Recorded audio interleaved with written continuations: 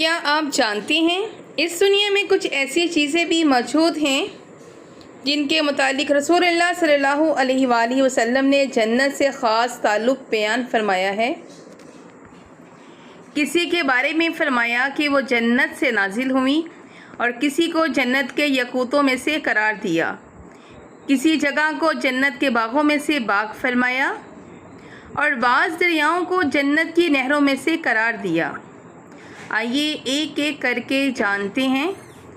Number 1 پہ ہے حجر اسود۔ رسول اللہ صلی اللہ علیہ وآلہ وسلم نے فرمایا، حجر اسود جنت سے نازل ہوا اور دودھ سے زیادہ سفید تھا، پھر بنی آدم کے گناہوں نے اسے سیاہ کر دیا۔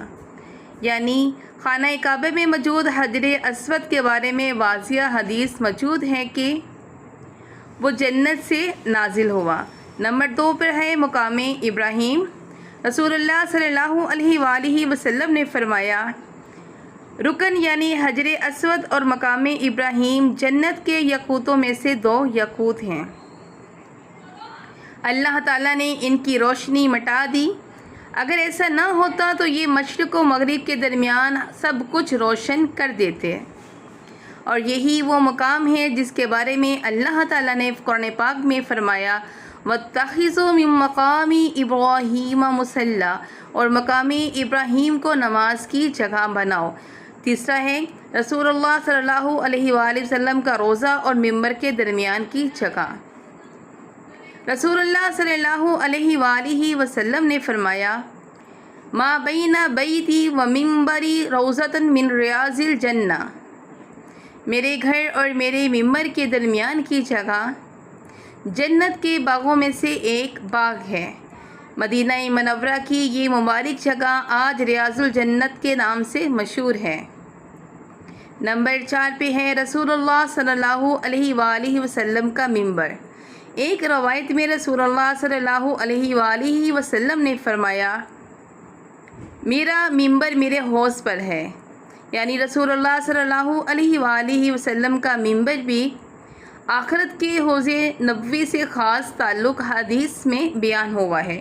البتہ اسے یہ کہنے کے بجائے کہ ممبر جنت سے آیا ہے، احادیث کے اصل الفاظ کے مطابق اس کے حوض سے متعلق بیان کرنا زیادہ درست ہے۔ نمبر 5 پہ ہے دریائے نیل۔ رسول اللہ صلی اللہ علیہ وآلہ وسلم نے فرمایا، سیحان، جیحان، فرات اور نیل یہ سب جنت کی نہروں میں سے ہیں۔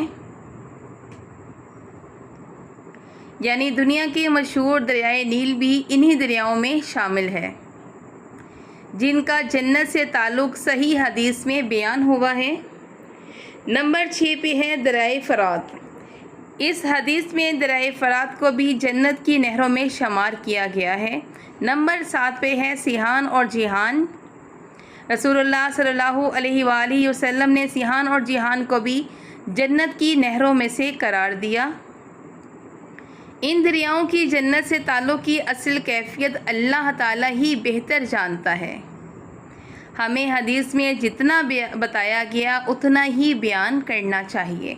نمبر 8 پر ہے عجوہ کھجور۔ حضرت سعد بن ابی وقاص رضی اللہ عنہ سے روایت ہے کہ رسول اللہ صلی اللہ علیہ وآلہ وسلم نے فرمایا، عجوہ جنت سے ہے اور اس میں زہر سے شفا ہے۔ اور عجوہ کی ایک اور عظیم فضیلت صحیح بخاری میں موجود ہے۔